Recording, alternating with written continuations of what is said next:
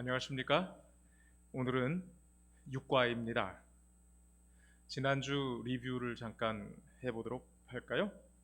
주님은 죄의 짐을 벗겨주십니다. 그리고 사명의 짐을 지워주십니다. 오직 그리스도만 수고하고 무거운 짐진 자들에게 참 쉼을 주실 수 있습니다. 오늘 제목은 Finding Rest in Family Ties, 가족 관계 속에서 쉼을 누림. 가족 관계, 타이라고 하는 게 넥타이도 타이죠. 이게 묶여 있고 엮여 있는 것을 타이라고 하는데요. 자, 그럼 가족 관계 속에서 어떻게 쉼을 누릴 수 있는가 한번 같이 살펴보도록 하겠습니다. 혹시 여러분 고슴도치 딜레마라고 들어보셨습니까? Hedgehog's Dilemma. 쇼펜하우어가 예화로 든 것이 이제 많은 사람들에게 공감을 얻게 되었는데요. Get close, 가까이 다가가서 stay warm, 더 따뜻하게 지내고 싶은데 그럼 어떻게 되는 거예요? Get spiked, 찔리는 거죠. 가까이 가고 싶은데 가까이 할수록 상처를 주는 관계. 사실은 가까울수록 더 많이 상처를 받는 것 같아요. 그래서 부자지간에 또 부부지간에 가장 많은 상처를 주고 받지요. 한 시인이 이렇게 노래했습니다. 추운 겨울날 고슴도치 두 마리가 서로 사랑했네. 추위에 떠는 상대를 보다 못해 자신의 온기만이라도 전해주려던 그들은 가까이 다가가면 갈수록 상처만 생긴다는 것을 알았네. 그렇습니다. 우리는 원치 않게 자꾸 상처를 주기도 하고 또 상처를 받기도 하죠. 부모에게서 상처를 받기도 하고 또 자녀로부터 상처를 받기도 하고 배우자 때문에 상처를 받고 친구 때문에 또 교회 다니는 성도들 간에 이웃 간에 결국은 하나님과의 관계가 해결되지 않으면 이런 상처는 아무러질 수가 없는 것 같습니다. 그래서 이번 교과에 그 그림이 참 의미심장한 것 같아요. 이 손을 맞잡아주는 그 그림. 스가랴 13장 6절이 생각나네요. 누군가가 내 두 팔 사이에 이 상처가 어찌 된 것이냐라고 물어보면 이는 나의 친구 집에서 받은 상처라. 예수님은 그 상처를 마다 안고 이 관계를 회복시키기 위하여 이 땅에 오셨습니다. 오늘 기억절입니다. 베드로후서 3장 17절. 그러므로 사랑하는 자들아, 너희가 이것을 미리 알았은즉 무법한 자들의 미혹에 이끌려 너희가 굳센 데서 떨어질까 삼가라. 그런데 아니, 가족과 이 성경절이 어떤 관련이 있을까요? 좀 생뚱맞은 성경절 같지 않습니까? You therefore, beloved. 이 beloved라고 하는 것은 사랑하는 자들아, 사랑받는 자들아 이런 뜻이죠. Since you know this beforehand. 이미 이것을 알고 있었는데 beware lest you also fall from your own steadfastness. steadfastness 이게 굳센 데입니다. 굳센 데서 떨어지지 않기 위해서 조심하라는 겁니다. Being led away with the error of the wicked. 무법한 자들의 미혹이라고 되어 있는데 여기는 실수, 에러라고 되어 있죠. 뭐 어떤 것이든지 상관없습니다. 이 무법한 자들이라고 하는 아테스모스라고 하는 것이 딱 두 번 쓰였는데요. 베드로 후서 지금 우리 성경절 무법한 자들 때문에 그러니까 법 없는 하나님의 법을 중요시하지 않는 사람들의 미혹에 우리가 이끌려면 안 된다는 뜻이고요. 또 하나는 음란한 행실에 대해서도 말하고 있어요. 그래서 베드로가 분명히 말하고 싶은 것은 바로 이것입니다. 하나님의 법을 무시하고 하나님의 율법을 폐했다고 생각하는 이 사회에서 그 사람들의 삶과 사상을 따라가지 말라는 것입니다. 특별히 가족 관계에서 더욱 그렇죠. 뭐 지금은 아직은 우리가 성경에서 금하고 있는 동성애에 대해서 말할 수 있지만 또 그것을 말할 수 없는 그런 시대가 올지 모릅니다. 지금 사회는 성경을 하나님의 말씀을 우리의 기준으로 삼는 일을 아주 싫어하고 그것을 법제화하고 있습니다. 자, 다시 교과로 돌아가면 How can we find God's rest in this area of our lives? 우리 삶의 이런 형편 속에서 어떻게 우리가 하나님의 쉼을 찾을 수 있겠는가?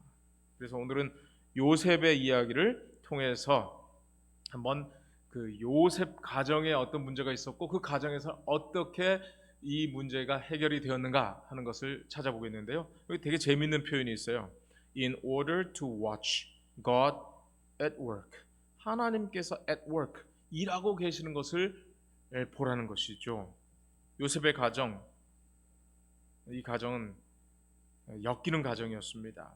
결손 가정이었고요. 문제가 많은 가정이었습니다. 이것을 영어로 dysfunctional 이렇게 얘기합니다. DI가 아니라 DY라는 것 좀 특이하죠. 그리고 got at work라고 하는 것은 말 그대로 일하고 있는 것이죠. 역사하시는 하나님에 대해서 한번 볼 텐데요. 인터넷 보다가 재밌는 티셔츠를 봤어요. I'm a Christian, 나는 그리스도인인데 under construction, 지금 뭐 하고 있다는 거예요? 공사 중이라는 것이죠. 그리고 그 밑에 쓰여 있는 말씀이 아주 재밌어요. God's not done with me yet. 하나님은 아직 나에게서 지금도 일하고 계시다, 이런 의미이죠. 그렇습니다. 오늘 우리가 살펴볼 그 성경의 가정들, 요셉의 가정은 여전히 공사 중이었습니다. 그런데 분명한 것은 하나님께서 공사를 계속하고 계시다는 것이죠.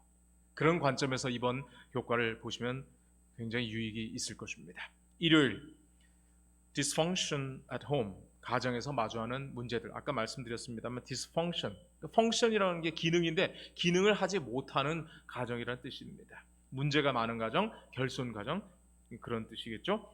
자, 요셉은 이 성경절 보니까 애굽 땅의 총리가 되었습니다. 분명히 성공한 것이죠. 성공한 것이 틀림없습니다. 그리고 그 바로, 우리가 바로라고 하지만 이 파라오 이렇게 표기하는 것이 맞습니다. 파라오가 요셉의 이름을 어떻게 지어줬냐면 사브낫 바네아라고 지어줬습니다. 이 사브낫 바네아라는 것은 애굽어로 추정이 되는데 하나님이 말씀하시니 그가 살았다, 이런 뜻이에요. 하나님이 말씀하시니 그가 살았다. 바로 왕조차도 이 하나님이 말씀하셨고 그 말씀을 순종하는 요셉을 보면서 그의 살아있는 비결, 그것은 바로 하나님의 말씀, 그리고 하나님의 말씀을 순종한 것이라는 것을 그 이름에 담았어요. 그래서 사브낫 바네아. 그런데 우리 교과책을 보시면 이 성공 뒤에는 참 원치 않는 문제들이 많이 있었던 것을 볼 수 있게 됩니다. Joseph knew about dysfunctional families. 그렇죠. 이 문제가 많은 가정이 어떤 것인지를 잘 알고 있었죠. It had started with his great grandparents. 그러니까 이 great grandparents, grandparent라고 하는 것은 부모, parent, grandparent, 조부모, great grandparents, 예, 증조, 즉 아브라함과 사라 때문에 문제가 생겼다라고 말합니다. 뭐 이거 좀 그냥 넘어가겠습니다. 근데 이렇게 이 아브라함을 우리가 흔히 부조라고 얘기하는데요. The patriarch, 아브라함, 이삭, 야곱, 요셉이 이어지는 이 patriarch. 이것은 PA가 들어간 것은 아버지를 뜻하는 그 접두어입니다. patriarch, 가장, 족장, 원로, 부조, 또 천주교에서는 총대주교를 페이트리arch이라고도 합니다. 근데 그 반대대로 엄마를 뜻하는 마가 들어가면 메이트리아크, 여자 가장이 되겠죠. 그래서 이 모계 사회는 matriarchal society, 반대로 PA를 넣으면 부계 사회가 되겠습니다. 그런데 아브라함과 사라 사이에 아이가 없었죠.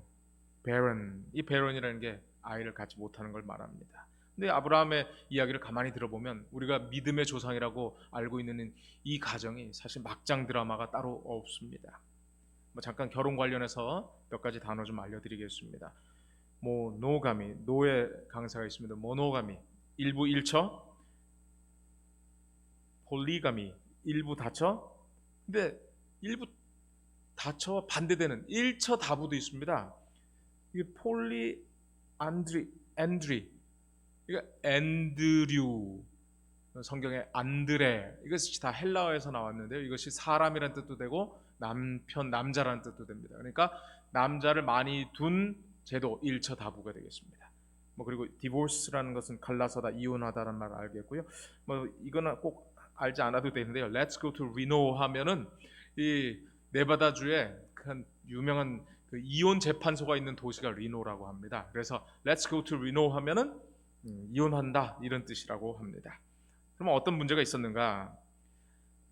하나님께서 부조 또 족장에게 자식이 없다는 것은 가장 큰 저주가 아닐까요? 그런데 하나님께서 약속하셨어요. 그랬는데 여호와의 말씀이 내 몸에서 날 자가 너의 상속자가 될 것이라고 말씀했는데도 불구하고 아브라함은 아이를 낳지 못하니까 누구의 말을 들었습니까? 아내 사라의 말을 들었습니다. 하나님의 말씀과 아내의 말 사이에 갈등이 있었던 것이죠. 그리고 결국은 아내의 말을 들었습니다. 이것이 문제였던 것이죠. 그래서 어떻게 됐냐면 그 아내가 제안한 대로 하갈과 관계를 가지고 이 하갈이 아이를 임신했습니다. Be pregnant, get a woman with child, 임신시키다라는 뜻이고요. conceive라는 말이 있는데 이게 생각하다라는 뜻입니다. 그런데 이게 임신하다랑 똑같은 단어예요. 뜻이 두 가지가 있습니다. 그리고 have a child라고 하는 것은 또 have a baby라는 것은 아이를 우리는 가지다라고 얘기하기 쉽지만은 아이를 가지다라는 말은 우리는 임신하다라는 뜻으로 쓰지만은 이 have a child라고 하는 건 아이를 낳다라는 뜻입니다. 분만, labor, 노동, 고통, 아마 이런 뜻에서 왔을 것 같아요. delivery, 이게 delivery라는 것은 이제 배달하는 건데 아마 하나님께서 우리 집에 아이를 주셨다, 아이를 낳았다, 아마 이런 의미에서 출산, abortion, 중절, 이런 뜻이 있습니다. 근데 여기서 또 재밌는 것이 우리나라는 10개월 임신하는데 미국 사람들은 9개월이라고 생각을 하고 있습니다. 자, 인간적인 방법으로 그 여종을 통해서 아이를 가졌지만은 계속해서 문제가 생깁니다. 어떤 문제였습니까? 경쟁 의식이 있었죠. rivalry. 경쟁 여러 다른 단어들이 있습니다만 잠깐 살펴보시면 좋겠고요. 그리고 결국 이스마엘에 쫓겨납니다. 얼마나 이 가정에 문제가 많았는지요. 그리고 아브라함의 아들 이삭은 어땠을까요? 그런 환경 속에서 배다른 엄마가 있었고 이복 형제가 있었죠. 그런데 이삭이 어떤 사람이었는지를 잘 알려주는 그 장면이 창세기 25장 1절에 나옵니다. 이삭이 그의 아내가 임신하지 못함으로 그를 위하여 여호와께 간구하매. 이삭도 처음에는 아이를 갖지 못했어요. 늦게 장가들었고 또 아이도 갖지 못했습니다. 그런데 그는 하나님께 간구하는 사람이었어요. 하나님께 기도하는 사람이었어요.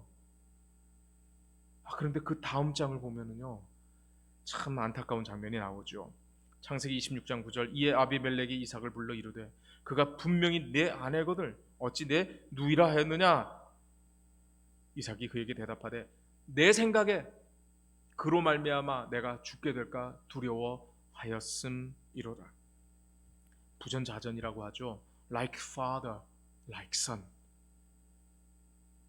그 아버지가 한 것처럼 그 아들 이삭도 똑같이 자기 아내를 누이라고 속이면서 자기가 생명을 얻을 수 있는 수단으로 아내를 생각했던 것이죠. 하나님과 내 생각 사이에 또 충돌이 일어납니다.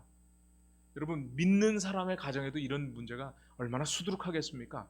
우리가 생각하는 아브라함, 믿음의 조상, 정말 믿음의 대가 이삭, 이런 사람들도 하나님 생각과 내 생각 사이에 갈등이 있었던 것이죠. 이 본문을 또 읽어보겠습니다. Isaac made a point of favoring Esau. 이사오 아니고요, 이소라고 읽습니다. 에서를 어떻게 한 거예요? 편애하는 문제가 있었죠. 그리고 반대로 엄마는 누구를 사랑한 거예요? 제이콥, 야곱을 더 사랑했죠. 그래서 계속해서 문제가 있었던 것입니다. 이삭은 에서가 사냥한 고기를 좋아하므로 그를 사랑하고 리브가는 야곱을 사랑하고 엄마와 아빠 사이에 좋아하는 아이가 따로 있었던 것입니다. 쌍둥이였는데도 불구하고 그 집안에 편애가 심각한 문제가 되기 시작했습니다. favoritism, favor가 더 좋아하다라는 뜻이거든요. 호의란 뜻인데 거기다가 tism을 붙이면 거기 편애가 되는 것입니다. partiality, part가 부분이죠. 그러니까 한 부분으로 나눠지니까 편애, 편파, bias, 한쪽으로 기우는 편향, prejudice, 선입견, unfairness, 불공정. 그다음에 요거는 요새 뭐 우리 기독교인들이 아주 이슈가 되는데 anti-discrimination law, 이게 차별금지법입니다. 차별금지법, discrimination. 성경은 분명히 차별하지 말라고 말씀합니다. must not show favoritism. 그런데 예수를 믿는 가정에서도, 하나님을 믿는 구약의 가정 속에서도 차별이 있었어요. 형제끼리도 차별이 있었고 심지어 쌍둥이 사이에서도 그런 차별이 있었습니다. 또 이런 문제도 있었습니다. 엄마 리브가가 어떤 잘못을 했는지 한번 볼까요? 아빠가 이 에서에게 뭔가 더 해주려고 하니까 엄마는 자기가 사랑하는 이 야곱이 잘 되기를 바라는 말을 이렇게 아이에게 해줍니다. 그리고 아버지를 같이 속이자는 거예요. 그러면서 이 아들이 말합니다. 내가 아버지의 눈에 속이는 자로 보일지라 복은 고사하고 저주를 받을까 하나이다. 엄마가 뭐라고 얘기합니까? 내 아들아, 너의 저주는 내게로 돌리리니 내 말만 따르고 가서 가져오라. 여기 또 하나님과 엄마의 말 사이에 또 충돌이 일어나고 있어요. 그런데 어느 쪽을 선택했을까요? 하나님의 말씀대로 하지 않고 엄마의 말을 따른 것이죠. 그렇게 자란 야곱은 어땠을까요? 야곱은 정말 어떻게 하다 보니까 아내를 넷이나 두게 되었죠. 그리고 여기 재밌는 표현이 있는데 childbearing race. 레이스가 뭔지 아시죠? 경주하는 거예요. 그래서 서로 아이 낳겠다고 막 이렇게 하는데 정작 누구는 아이를 못 낳냐면 가장 사랑하는 아내는 아이를 못 낳는 이런 과정 속에서 아들이 12명이 됐어요. 아내가 4명, 그리고 아들이 12, 거기다 디나라고 하는 딸까지. 이걸 제가 신학과 다닐 때에 누가 아주 재밌게 이 야곱의 12아들 외우는 법을 가르쳐 줬는데요. 좀 유치하지만 한번 보셔요. 누구시래유? 충청도 버전으로 해야 되는 것 같아요. 누구시래유? 이게 누, 루벤, 시, 시몬, 레, 레위, 유, 유다. 다 나가세요. 단, 나, 납달리, 갓, 세, 아셀. 이따가 부르면 이사갈, 불, 스불론. 오세유, 배 내밀지 말고요. 요셉, 베냐민. 뭐 웃자고 하는 얘기지만은 요렇게라도 외우니까 지금도 제가 그게 그 12아들 순서대로입니다. 이게 또 지금도 외우고 있습니다. 이런 기발한 아이디어를 주신 분 누군지 모르겠지만 참 감사합니다. 야곱에게 딸이 하나 있었어요. 일단 성경 기록을 보면 외동딸 같이 보입니다. 그런데 이 딸 디나가 그만 세겜이라는 곳에 갔다가 거기서 세겜의 아들에게 강간을 당합니다. 그리고 그 이야기를 알게 된 그 요셉의 그 형제들이죠. 다 형들이죠, 형들. 뭐 한 거예요? massacred. 학살해버린 겁니다. 이거는 massacre는 명사로 학살, 동사로 학살하다 이런 뜻인데요. slaughter, 도살하다. 뭐 잘 아시죠? 홀로코스트. 그다음에 지노사이드라는 말이 있습니다. 이것은 종족을 말살하는 걸 지노사이드라고 해요. 르완다에서 종족 학살이 있었죠. 후치와 투치 사이에 문제가 있었고요. 근데 그때에 우리 교회가 참 잘못된 결정을 내려서 우리 교회가 정말 아주 큰 종족 학살에 휘말릴 뻔했습니다만은 놀랍게도요. 그분들이 다 주 안에서 치유하고 지금 르완다는요. 이 인구가 얼마 되지 않는 나라에서 거의 100만 가까운 성도가 있다고 합니다. 놀랍지 않습니까? 창세기 34장입니다. 제3일에 아직 그들이 아파할 때에 할례를 받으면 우리가 너희를 다 받아주겠다라고 하나님 이름 걸고 속인 것이죠. 그래서 남자들이 꼼짝도 못할 때에 시몬과 레위가 어떻게 한 거예요? 칼을 가지고 모든 남자를 죽여버렸어요. 오빠들이 복수한 것입니다. 용서라는 선택지가 하나 있고요, 복수라는 선택지가 있습니다. 하나님은 어느 쪽을 더 원하셨을까요? 근데 이 사람들은 인간적인 생각으로 복수를 선택했습니다. 뿐만 아닙니다. 이런 막장 드라마가 없습니다. 루벤, 맏형이죠. 루벤이 빌하, 즉 라헬의 종이었던 빌하를 건드립니다. 참 입에 담기도 참 부담스러운 일들이 믿음의 조상들 집에 있었어요. 뿐만 아닙니다. 유다와 다말은 어떻습니까? 유다가 자기 아들을 죽고 난 다음에 이 남편을 잃은 다말이 친정에 가 있는 줄 알고 있었던 그때에 유다는 해서는 안 될 일을 합니다. 저는 이게 며느리였든 며느리가 아니었든 상관없이 유다는 왜 자기의 처를 두고 이 기생집을 찾아갔을까? 아마 그의 마음이 공허했을까요? 아마 그의 마음이 답답했을지도 모르겠습니다. 그러나 그것은 변명이 되지 않습니다. 유다는 결국 다말과 관계를 가지고 다말 며느리에게서 아이를 얻습니다. 그런데 공교롭게도 이 마태는 유다는 다말에게서 베레스와 세라를 낳고, 베레스는 헤스론을 낳고, 헤스론은 람을 낳고 하면서 거기에서 메시아의 조상이 바로 다말에게서 나왔다라는 정말 인간적으로는 이해할 수 없는 놀라운 그 충격적인 은혜를 말하고 있지요. 그러면 어떻게 이렇게 이 사람들이 메시아의 조상이 될 수 있었고, 어떻게 이 사람들이 히브리서가 말하는 그 믿음의 조상들의 목록에 이름을 올릴 수 있었을까요? 바로 믿음이었죠. 믿음. They learned often the hard way.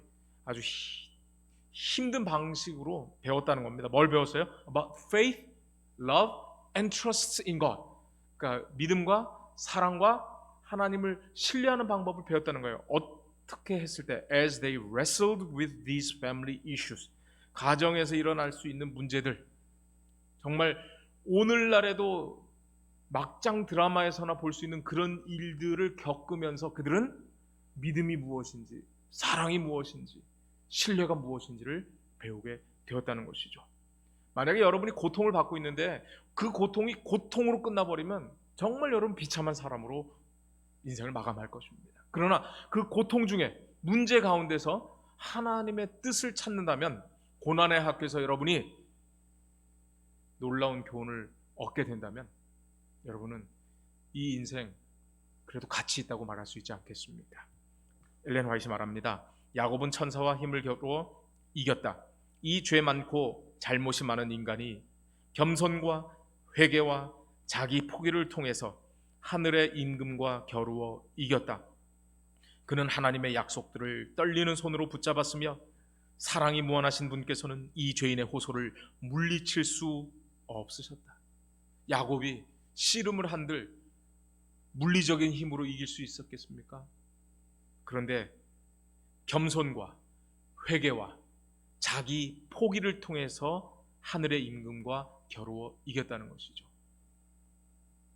여러분, 야곱인들, 이삭인들, 아브라함인들, 자기 자신의 가정에서 일어나는 그 문제들이 당연하다고 여겼겠습니까? 일어나지 않았으면 좋겠을 그 일들이 일어날 때마다 내 힘으로 안 되는구나, 자기 포기를 경험하고 그들은 하나님을 붙잡았던 것이죠. 그랬을 때 엘렌 화이트는 참 놀라운 말씀을 줍니다. 사랑이 무한하신 분께서는 이 죄인의 호소를 물리칠 수 없으셨다. 여러분의 가정이 문제가 많을 수 있죠. 그런데 여러분이 하나님께 매달린다면 하나님은 그 호소를 물리칠 수 없으실 것입니다. 그리고 믿음의 장 11장 바로 전절은 전 굉장히 주목하게 되었어요. 히브리서 10장 38절. 나의 의는 믿음으로 말미암아 살리라. 이 로마서에만 우리가 인기 있는 구절로 보았지만은 이 히브리서에도 똑같은 구절이 있는 거예요. 나의 의는 믿음으로 말미암아 살리라. 또한 뒤로 물러가면 내 마음이 그를 기뻐하지 아니하리라 하셨느니라. 우리는 뒤로 물러가 멸망할 자가 아니요 오직 영혼을 구원함에 이르는 믿음을 가진 자니라. 그렇습니다. 이것이 기억절에서 이야기하고 있는 것입니다. 우리가 굳센 데서 물러서지 않도록 우리는 법 없는 자들, 법을 무시하는 자들, 계명이 패했다고 하는 그 사람들로부터 우리는 경계하고 이 믿음을 지켜야 할 것입니다. 저는 이렇게 정리하고 싶어요. 현실의 문제를 보느냐, 믿음으로 주님을 보느냐, 이것이 문제로다. 네. 자, 월요일 것입니다. 월요일 소재, choosing a new direction. direction. 발음 다 같이 통용이 됩니다. 새로운 방향을 선택함. Joseph takes pain. 이게 takes라고 현재형을 쓰고 있죠. 현재형을 쓰고 있다는 것은 강조하기 위해서 이미 지나간 과거의 인물 요셉에 대한 말을 하면서 takes라고 지금 표현하고 있는 겁니다. 고통이 있었죠. complicated relationship, 복잡한 관계, and anxiety, 불안. 언제요? 애굽으로 갈 때. 여기 트래블이라고 되어 있지만요, 트러블 같아요. 트러블. 애굽으로 가는 이 고통의 여정 속에서 그런 여러 가지 생각들을 한 것이죠. 근데 거기서 여기 컴마는 이게 계속적 용법이라고 하는데요, 이어서 말하는 거예요. 거기서 he is to be sold as a slave. 노예로 팔리게 될 그 애굽으로 가면서 그런 고통을 겪었던 것이죠. This was not a restful trip. rest, 쉼 없는 여정이었고 또 불안한 여정이었을 것이고 또 답답한 여정이었겠죠. 근데 야곱의 족보는 이러하니라 라고 말하면서, 여러분 족보 얘기하면은 누가 누구를 낳고 누구를 낳고 얘기를 해야 되는데 요셉에 대한 이야기를 하고 있습니다. 여기 족보에 대해서는 오늘 제가 길게 말씀드릴 수는 없는데요, 톨레도트라고 하는 것은 내력, 하나님께서 창조하신 내력 하면서 창조에 대한 그 말씀 이야기를 주시죠. 이 톨레도트가 그런 뜻입니다. 이것을 쉬운 성경에 참 재미있게 번역했어요. 다음은 야곱의 가족의 이야기입니다. 이야기. 그러니까 족보, 우리가 얘기하는 대로 그냥 아무 사연은 없고 누구를 낳고 누구를 낳고 이런 족보 얘기가 아니라 그 안에는 사연이 들어간 이야기라는 것이죠. 그게 톨레도트라는 얘기예요. 17살이 된 젊은 요셉은 그의 형제들과 함께 양떼를 치고 있었습니다. 요셉의 형들은 그의 아버지의 첩인 빌하와 실바의 아들들이었습니다. 요셉은 형들의 잘못을 아버지에게 가서 그대로 일러 바치곤 하였습니다. 이것을 엘렌 화이트는 이렇게 설명합니다. 요셉이 형제들의 악한 행동을 목격했을 때에 그는 매우 괴로워하면서 용기를 내어 부드러운 말로 그들을 충고하였으나 더욱 그들의 증오와 원한을 살 뿐이었다. 그는 그들이 하나님께 범죄하는 것을 보고 견딜 수 없어서 그의 아버지의 권위로 그들을 괘씸시키고자 하여 그 문제를 아버지에게 알렸다. 야곱의 아들들은 회개하는 것처럼 보였다. 그러나 그들은 그들의 진정한 감정을 감추었을 뿐이다. 아마 아버지 때문에 감추었겠죠. 그러나 어떻게 됐어요? 더욱 그들의 감정은 날카롭게 되었습니다. 거기다가 요셉은 노년에 얻은 아들이므로 이스라엘이 여러 아들들보다 그를 더 사랑하므로, 이 이스라엘은 아시겠죠? 야곱의 새 이름이죠. 채색옷, 색동옷을 지어주었습니다. 그의 형들이 아버지가 형들보다 그를 더 사랑함을 보고 그를 미워하여 그에게 편안하게 말할 수 없었더라. 여기도 또 문제가 생겼어요. 편애가 사이를 갈라지게 만들었고요, 편안하게 말할 수 없도록 만들어버렸어요. 그럼 비난과 칭찬은 한 뿌리인 것을 알고 계십니까? 누구를 칭찬하는 것은요, 그에 대하여 비난하는 것과 똑같은 이치에서 시작되는 겁니다. 잘하면 칭찬하고 못하면 비난하잖아요. 그런데 칭찬보다 사실 격려가 더 중요합니다. 격려는 내가 지금 어떤 일을 한 결과에 대한 이야기가 아니라 나의 존재에 대하여 응원하고 나의 존재에 대해서 내가 너를 끝까지 포기하지 않겠다라는 이 메시지, 이것이 격려죠. 여러분, 요셉이 채색 옷을 받았죠. 거기다 꿈도 꿉니다.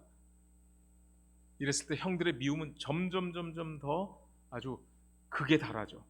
혹시 여러분 그 조셉 and the Amazing Technicolor Dreamcoat, 이게 뮤지컬인데요.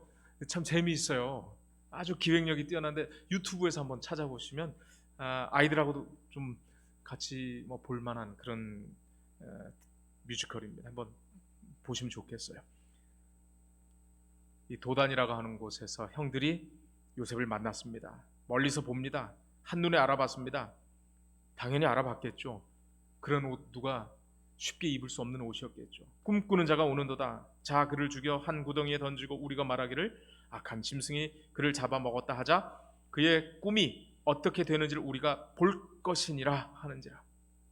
여러분, 하나님이 주신 꿈에 대한 강력한 도전이었어요. 하나님이 주신 비전은 사람이 꺾을 수 없습니다. 심지어 그를 죽이려고 했지만은 그는 죽지 않았습니다. 그를 팔아버렸습니다. 노예가 된 줄 알았지만 애굽의 총리가 되잖아요. 하나님의 비전은 놀라운 것입니다. 결국은 애굽으로 내려갑니다. 그때 요셉의 생각은 그의 아버지의 하나님께로 향하였다. 엘렌 화이트 참 놀라운 통찰력을 가지고 있어요. 그의 생각이 그의 아버지의 하나님께로 향하였다는 거예요. 그는 어린 시절에 하나님을 사랑하고 경외하도록 가르침을 받았다. 때때로 그는 아버지의 장막에서 야곱이 그의 집으로부터 도망해 나와서 방황하던 때에 그가 본 계시에 대한 이야기를 들었다. 저는 이게 톨레도트 같아요. 톨레도트. 어떻게 이어졌는지 거기에 이야기가 들어있는 것이죠. 여러분 신앙에도 물려줄 이야기가 있습니까? 요셉은 자기 조상들의 하나님이 자기의 하나님이 되시리라는 것을 믿었다. 그리고 그곳에서 그는 여호와께 자기 자신을 완전히 헌신하고 이스라엘의 수호자 하나님께서 그가 유랑하는 땅에서도 그와 함께 계시기를 기도하였다. 헌신, 그렇죠. 자기 몸을 완전히 드렸다는 겁니다. 그리고 하나님이 함께 하시기를 기도하였다는 겁니다. 여러분, 여기서 중요한 것입니다. 이야기를 들었으니까 뭐가 생긴 거예요? 믿음이 생긴 거예요. 잘 아시는 성경절이죠? 그러므로 믿음은 어디서 나고? 들음에서 나며 들음은 그리스도의 말씀으로 말미암았느니라. So faith comes from hearing and hearing by the word of Christ. 그렇습니다. 개인의 믿음이 싹트기 시작하는 순간이었어요. 지금까지는 아버지의 신앙, 할아버지의 신앙으로 살았다면, 아니면 그 종족들의 신앙으로 살았더라면, 이제는 개인의 신앙, 개인의 믿음이 더욱 중요한 때가 되었습니다. 그래서 이 책의 저자는 이렇게 말합니다. Joseph begins to find rest in his relationships by making a personal decision to follow God. 그러니까 개인적으로 하나님을 따르겠다고 결심함으로 하나님과의 관계 속에서 레스트, 쉼을 찾게 되었다는 것이죠. 그렇습니다. 마태복음 11장 28절에 수고하고 무거운 짐진 자들아 다 내게로 오라. 내가 너희를 쉬게 하리라 할 때 다 내게로 오라고 하는 그 코퍼레이트, 복합적이고 종합적이고 모두에게 향한 그 초청 속에서 반응하는 것은 결국 나입니다. 내가 반응할 때 우리 주님께서 말씀하신 약속, 내가 너희를 쉬게 하리라, 그 약속이 이루어지는 것이죠. 그리고 이 클링바일 박사는요, 여러분이 아마 주목하지 않았을 이 내용, What do the following verses teach us about personal commitment? 개인적인 헌신, 아니면 개인적으로 하나님께 나가는 그것에 대한 이 성경절들 우리에게 무엇을 가르치고 있는가? 근데 저도 그 바쁘면은요, 그 밑에 있는 조그만한 것들 잘 안 보는데요, 이번 교과하면서는 그 조그만한 것들도 더 집중하여 보게 되더라고요. 자, 여러 가지가 있지만 하나만 딱 보겠습니다. 신명기 4장 27절로 29절. 여호와께서 너희를 여러 민족 중에 흩으실 것이요 그들이 언약 저주에 들어가면 그들이 하나님께 순종하지 않을 때 그들이 흩어진다는 것입니다. 너희는 거기서 사람의 손으로 만든 바 보지도 못하며 듣지도 못하며 먹지도 못하며 냄새도 맡지 못하는 목석의 신들을 섬기리라. 그러나 내가 거기서 내 하나님 여호와를 찾게 되리니 만일 마음을 다하고 뜻을 다하여 그를 찾으면 만나리라.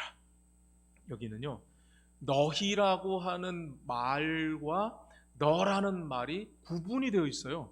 한국말 성경을 자세히 보시면 그렇죠? 너희, 너.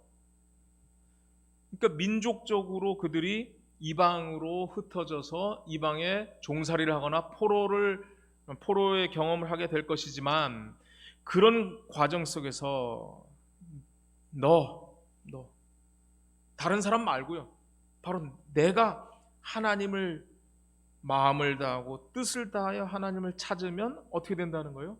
만난다는 거예요. 가족도 중요합니다. 또 내가 속한 교회라는 공동체도 중요합니다. 또 내가 속한 교단도 중요합니다. 그러나 진짜 중요한 것은 바로 나입니다. 나. 내가 하나님을 만나지 않으면 아무 소용이 없는 거예요. 그래서 이 클링바일 박사는요, 구약학 교수라서 그런지 정말 아주 스치고 지나갈 뻔한 것에서 굉장히 중요한 말씀을 하고 있어요. 너희들이라고 하는 것과 너의 그 차이, 이걸 말하고 있습니다. 여러분 여기 보시면 영어 성경은 킹 제임스 버전, 영어 흠정역 성경은 재밌게 표현하고 있어요. And there, 거기서 ye shall serve gods, 소문자죠. 이거는 대문자는 여호와 하나님을 뜻하는 거고요. 이라고 하는 말은요, 유의 복수형입니다. 복수. 여러 명을 지칭하는 것이에요. 그런데 제가 하늘색 글씨, but if from thence, 거기로부터 thou shalt seek the Lord, thou, thy God, thou shalt find him, if thou seek him with all thy heart and with all thy soul. 이게 뭔지 좀 어렵죠. 여러분 고어의 2인칭을 뜻하는 말이 오늘날 유하고 좀 다릅니다. 성경에서는 요즘 성경은 그렇게 안 돼 있지만 옛날 성경은 이 유를 구분했어요. thou는 주격입니다. thou, thy, 모음 앞에는 thy인이 됩니다. thy, your, thee, you, thine, yours. 그러니까 여러분, 여기서 분명히 이 성경이 말하고 있어요. 집합적으로 민족을 이룬 그곳에서도 개인이 하나님께 나가야 된다는 거예요. 개인이. 놀라운 통찰력이라고 저는 믿습니다. 그렇습니다. 나의 하나님을 찾아야 되는 것입니다. 나의 하나님. 엄마 아빠의 하나님 말고요, 할머니 할아버지의 하나님 말고요, 나의 하나님을 찾는 그 과정 속에서 어쩌면 고통은 어쩔 수 없이 따라오는 그런 과정이 아닌가 생각을 합니다. To find rest, 그런 쉼을 찾기 위해서 we each must make a personal decision to follow God. each라는 것은 우리가 각자 해야 된다는 것이죠. 각자 하나님을 따르기로 선택해야 된다는 겁니다. Even if our ancestors were spiritual giants, 자이언트가 거인이죠. 그러니까 우리의 할머니 할아버지가 영적 거인이었을지라도, 우리 엄마 아빠가 믿음 좋은 분이라 할지라도, this faith and spirituality, 이런 믿음과 영성은 aren't transmitted genetically, 유전되지 않는다는 거예요. Remember, God has only children, no grandchildren. 하나님은 자녀는 있지만 손자가 없다. 영어권에서 이렇게 자주 쓰는 표현입니다. God has no grandchildren. 여기 재미있는 표현 있죠? The children of born again Christians. 그러니까 거듭난 기독교인들의 children, 아이들도 뭐 해야 되는 거예요? Need to be born again as well. 그런 아이들도 다시 거듭나야 된다는 겁니다. 거듭나야 된다. 거듭나야 된다. 예수님께서 거듭난다고 할 때 born again이 사실은 아노센이라는 말인데요. 이거는 다시라는 말도 되지만요, 위로부터라는 말도 됩니다. 위로부터. 결국 이거는 횟수에 대한 문제가 아니고요, 엄마로부터가 아니라 하나님으로부터 다시 나야 된다는 그런 의미가 되겠죠. 자, 창세기 48장 15절 16절. 그가 요셉을 위하여 축복하여 이르되 내 조부 아브라함과 아버지 이삭이 섬기던 하나님, 나의 출생으로부터 지금까지 나를 기르신 하나님. 야곱의 신앙이 이런 신앙이었어요. 그가 문제가 많았고요, 그의 가정이 여전히 어려움을 겪고 있었지만은 여기 보십시오. 아브라함의 하나님, 이삭의 하나님, 나의 하나님이라고 자기 신앙 고백을 합니다.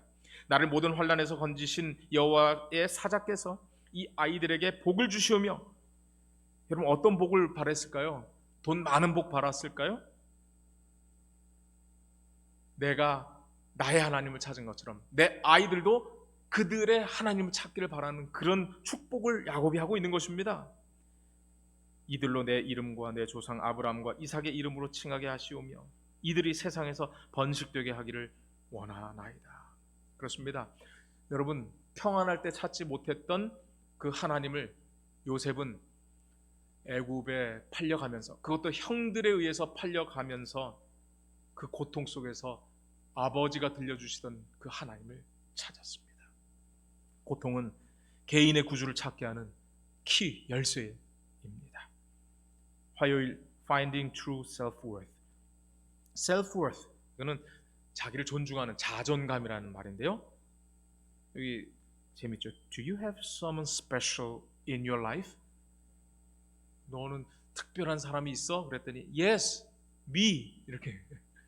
여러분, 이것은 자존심 내세우라는 뜻이 아니겠죠. 내가 얼마나 존중받고 있는지를 아는 사람은 내가 귀하죠. 내가 귀하니까 함부로 살지 않겠죠. 내가 귀하니까 하나님께서 나를 얼마나 사랑하시는지를 아니까 내가 함부로 살지 않고 하나님 기뻐하시는 일을 하는 것. 이것이 self-worth, 자존감의 중요한 의미가 되겠습니다. 어떤 사람이 이렇게 정리를 했어요. 자존감은 자신을 소중하게 여기는 감정이고요, 자존심은 굽히지 아니하려고 하는 의지라, 이렇게 표현했는데 참 잘 요약한 것 같습니다. 근데 하나님께서는 가끔씩 우리가 얼마나 소중한지를 알게 하시기 위해서 우리를 굽히시는데, 자존심 때문에 우리는 꺾이지 않으려고, 막 굽히지 않으려고 발악을 하죠. 저자가 교과에서 말하고 있습니다. Instead, we need to find our self-worth. 우리의 자존감을 어디서 찾냐면 in what God thinks of us. 하나님께서 우리를 어떻게 생각하시는지에서 찾아야 된다는 거예요. 내가 나를 아무리 생각한다고 그것이 중요하지 않다는 거죠. 하나님이 나를 어떻게 생각하시느냐.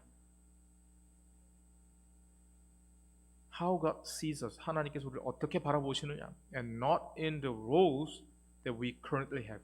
우리가 지금 하고 있는 어떤 역할이나 아니면 내가 지금 가지고 있는 지위나 이런 것이 아니라 하나님이 나를 어떻게 바라보시느냐, 이게 자존감에 있어서 가장 중요하다는 것입니다.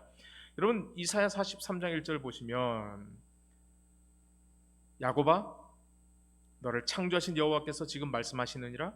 이스라엘아, 너를 지으신 이가 말씀하시느니라. 너는 두려워하지 말라. 내가 너를 구속하였고 내가 너를 지명하여 불렀나니 너는 내 것이라. 너는 내 것이라. 내 것. 하나님은 야곱이 정말 버러지 같은 야곱인지를 알고 있었어요. 지렁이 같다고 하는 그 표현, 지렁이보다는 이 벌레가 더 맞는 표현입니다. 옛날 성경은 그래서 지렁이 같은 너 야곱아 되어 있었죠. 버러지 같은 너 야곱아, 너희 이스라엘 사람들아 두려워하지 말라. 이스라엘 백성들이 자신을 메뚜기처럼 생각하기도 하고 자기를 벌레같이 생각하기도 했습니다. 그러나 하나님은 그들을 그렇게 생각하지 않는 것입니다.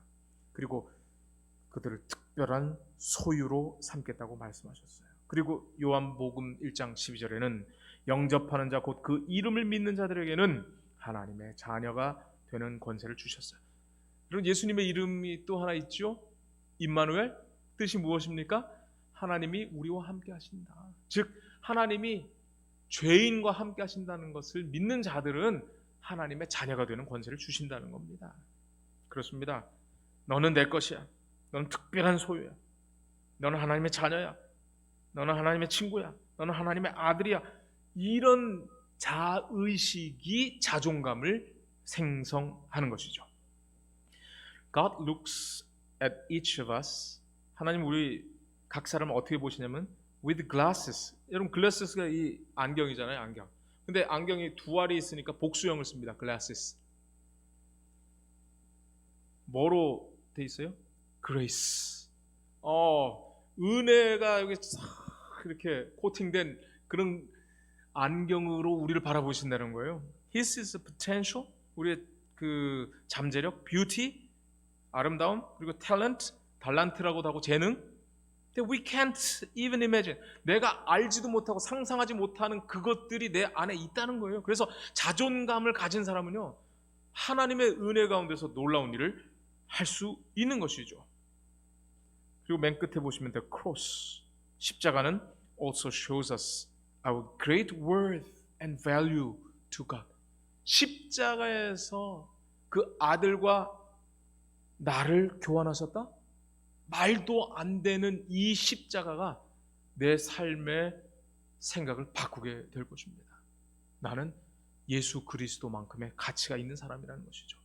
제가 몽골에 가봤습니다. 거기에 제일 큰 돈이 바로 2만 투르크인데 징기스칸 얼굴이 있죠. 근데 이상하게도 조그만한 돈 100투르크에 다른 사람이 있는 것을 보게 됐어요. 물어봤습니다. 그랬더니 수바타르 장군이라는 거예요. 이 장군은 20세기 초에 중국 공산당이 막 이 영토를 확장할 때에 이 장군이 중국으로부터 독립을 했어요. 만약에 독립하지 않았더라면 몽골은 지금도 아마 그 여러 개의 그 민족 중에 한 민족으로 살았을 거예요. 그런데 독립시킨 장군이기 때문에 몽골 화폐는 딱 두 사람입니다. 몽골 나라를 세운 징기스칸, 그 다음에 수바타르, 두 인물이 있어요. 제가 그때 어떤 생각을 탁 갖게 되었냐면 갈라디아 4장 19절입니다. 나의 자녀들아 너희 속에 그리스도의 형상을 이루기까지 다시 너희를 위하여 해산하는 수고를 하노니. 우리를 구원하신 분, 우리를 지으신 분, 그러나 우리가 문제가 생겼을 때 우리를 구원하신 그리스도의 형상이 화폐가 아닌 나에게 이루어져야 되는 것이죠. 자존감은 나의 가치를 아는 것입니다. 나의 가치를 아는 것. 자, 여러분 수요일입니다. Doing relationships God's way. 하나님의 방법으로 관계 맺기. 여기서는 아주 요셉의 이야기가 긍정적으로 확 바뀐다는 얘기죠. positive. 반대는 negative가 있습니다. 여러분 우리 그 책이 우리 교회에서 나온 책인데요. 이번에 우리 지회에 목회부장으로 오신 조나스 아하 있습니다. 이 요나스 아니고요, 조나스입니다. 브라질 사람이기 때문에. 그리고 아라이스라고 뭐 영어권에서는 이렇게 통용되기도 하지만은 브라질 그 포르투갈 말은 아하이스가 맞습니다. 이 positive church, 긍정적인 교회죠. 어디에서? In a negative world, 부정적인 세상에서. 이 책도 참 읽어볼 만한 가치가 있습니다. 어떻게 바뀌게 되었는가? 바로 요셉과 함께 하셨기 때문이라는 것이죠. 요셉과 함께 하신 하나님 때문에 그 모든 것이 역전된 것이죠. 유혹이 있었습니다. 유혹이 있었습니다. Joseph realized that he could not control the choices of others. 다른 사람을 어떻게 컨트롤할 수 없다는 걸 알았어요. He decided, however, to live, love, and treat those around him in a way that would honor God. 하나님께 영광이 되는 방식으로 살기로 했고요. 그 사람들을, 주위에 있는 사람들을 사랑하기로 했고요. 그 사람들을 대접하기로 했습니다. 그리고 그런 그의 결심 때문에 그는 놀랍게 가정 총무가 됩니다. 보디발의 가정 총무가 되었고요. 모든 것을 다 위탁했어요. 그랬을 때 진짜로 여호와의 복이 그 보디발의 가정에 임하는 것을 모두가 알게 되었죠. 그런데 보디발의 아내가 젊은 요셉을 유혹합니다. 그랬을 때 요셉은 십계명이 이미 주어지지도 않은 상태에서 어찌 이 큰 악을 행하여 하나님께 죄를 짓겠느냐고 말하고 있어요. 그래서 어떤 사람은 십계명이 그 신의 산에서 주어진 거라고 얘기하지만 아닙니다. 이미 하나님과의 관계를 통해서 그는 분명히 알았어요. 이것이 죄라는 것을 기록도 안 되어 있는데 알고 있었던 거예요. 마음의 신비에 기록이 되어 있던 것이죠. 그 여인이 요셉을 붙들었을 때 요셉은 자기의 옷을 그 여인의 손에 버려두고 밖으로 나갑니다. 아니, 어떻게 과연 이런 일이 있을 수 있을까요? 말도 안 되는 일 아닙니까? 만약에 그 증거가 남았더라면 얼마나 그가 곤경에 처할지 알았을 텐데 왜 그 옷을 놓고 갔을까요? 엘렌 화이트 이렇게 말합니다. 요셉은 그의 성실함 때문에 고생을 당했다. 그의 유혹자는 그에게 더러운 죄를 지워 고소하였고 그로 인해 감옥에 들어가게 함으로 복수하였다. 만일 보디발이 요셉에 대한 그의 아내의 고소를 그대로 믿었다면 그 젊은 히브리 청년은 그의 생명을 잃었을 것이다. 그렇죠. 증거도 있는데 죽어 마땅한 그 요셉이 죽지 않았던 이유는 무엇이었을까요? 요셉의 평소의 품성 때문이었을 것입니다. 손해를 자기가 보면 보았지 남에게 손해 끼치지 않는 그런 모습을 보면서 아마 보디발은 자기 아내가 잘못했다는 것을 분명히 알았을 거예요. 그리고 요셉은 그 보디발의 아내에게 그 옷을 남김으로 인하여 그가 유혹에서 멀어져서 그가 감옥을 선택한 것이 아닐까라는 생각을 합니다. 이기심과 이타심 사이의 싸움에서 요셉은 그 옷을 빼앗으려고 하는 그 여인의 힘으로 제압하고 자기 옷을 가지고 올 수도 있었는데 그것을 내려놓고 그 여인을 살리기 위해서 아마 그는 감옥을 택한 것 아닐까라는 생각을 해봅니다. 이제 마지막 목요일인데요. The Great Controversy, Up Close and Personal. 대쟁투죠. Up Close라는 것은 가까이에 있다는 거예요. Up Close. 대쟁투는 멀리 있는 게 아닙니다. 우리 주위에 있는 것이죠. 그리고 Personal, 개인적이라는 것이죠. Joseph could find rest even in prison. 감옥에서도 rest, 쉼을 얻을 수 있었다? 이게 도대체 말이 되나요? 그 이유를 because God was with him. 하나님께서 그와 함께 하셨기 때문이라고 저자는 말하고 있습니다. 감옥에 갔습니다. 근데 감옥에서도 성실했습니다. 그래서 그 감옥의 살림을 사는 일을 맡게 됩니다. 육체적으로는 더 바빴겠죠. 그러나 그는 하나님께서 함께 하심을 알았어요. 그것이 그의 쉼의 비결이었어요. 여러분, 하나님을 정말 믿는 사람은요, 하나님의 심정으로 어디에 더 일이 없을까 찾아다닐까요? 아니면 어디에 일 없을까 하고 일 안 하려고 꽁무니를 뺄까요? 저는 사도행전에 이 말씀이 생각났어요. 바울과 실라가 감옥에 들어갔을 때 어떻게 했습니까? 기도하고 하나님 찬송하죠. 얼마나 억울했겠습니까? 근데 그들은 억울한 말을 하지 않고요, 기도하고 찬송했습니다. 근데 그걸 누가 들었습니까? 죄수들이 들었어요.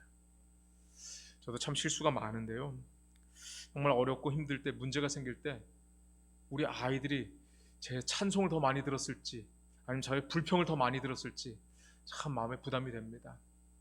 우리 아이들에게 이 자리를 빌어서 참 미안하다고 하는 말을 전하고 싶어요. 근데 우리 교인들한테 문제가 생겼을 때 내가 기도하고 찬송을 더 많이 했는지 아니면 누구 때문이라고 막 가슴이 답답해서 억울한 것을 더 많이 말했는지 참 반성이 됩니다. 여러분, 우리 기억절이죠. 이 기억절과 이 저자가 맨 마지막에 에베소 6장을 읽어보라고 한 그 말씀을 제가 왜 그랬는지를 한번 생각해 보면서 읽어보니까 이런 공통점이 있는 걸 보게 되었어요. 그러므로 하나님의 전신갑주를 취하라. 관계에 대해서 쭉 이야기하면서 하나님의 전신갑주를 취하라는 겁니다. 이는 악한 날에, 그렇죠? 악한 날 무법한 자들이 막 설치는 그때에 능히 대적하고 모든 일을 행한 후에 서기 위함이라. 굳센 데서 떨어지지 않기 위해서 우린 전신갑주가 필요하다는 것입니다. 이런 하나님의 전신갑주가 무엇일까요? 저는 바로 예수 그리스도 그분 자체라고 믿습니다. 요즘에 이런 기계들이 나왔죠. 그래서 이 기계가 무거운 건데 이 무거운 것을 차면은 걷지 못할 이 장애인이 걸을 수 있도록 해줘요. 로봇이 다 움직여준다는 거예요. 바로 오늘 우리에게 가장 필요한 것이 무엇일까요? 지난번에 우리가 배웠죠. 예수님께서 내 멍에는 쉽고 가볍다 그랬잖아요. 그걸 같이 매자는 거예요. 예수님과 함께 예수님의 옷을 입으면 어떻게 될까요? 바로 형통하는 것이죠. 요셉이 말합니다. 이스라엘 즉 야곱이 말합니다. 요셉에게 신신당부하죠. 나는 죽으나 하나님이 너희와 함께 계시사. 이런 믿음을 야곱이 물려준 것입니다. 그리고 야곱은 어떻게 이런 믿음을 가지고 있었을까요? 아브라함은 강대한 나라가 되고 천하 만민은 그로 말미암아 복을 받게 될 것이 아니냐. 내가 그로 그 자식과 그 권속에게 명하여 여호와의 도를 지켜 의와 공도를 행하게 하려고 그를 택하였나니 나 여호와가 아브라함에게 대하여 말한 일을 이루려 함이라. 누가 이룬다는 겁니까? 누가? 나 여호와가. 여러분, 자기들 힘으로 얼마나 많은 실패를 했습니까? 그런데 아브라함, 이삭, 요셉, 심지어 이 후손들에게 나 여호와가 이루려 한다는 이 신앙이 물려졌던 것이죠. 가정 문제 해결은 바로 이것입니다. 나의 노력 당연히 필요하죠. 그러나 더 중요한 것은 나 여호와가 말한 일을 이루려 한다고 하는 이 신앙이 이어져야 하겠습니다. 이것이 우리의 가정의 참된 쉼의 비결 아니겠습니까? 죄인과 함께 하시는 주님이 주인이 되시는 가정에는 참된 쉼과 안식이 있습니다. 감사합니다.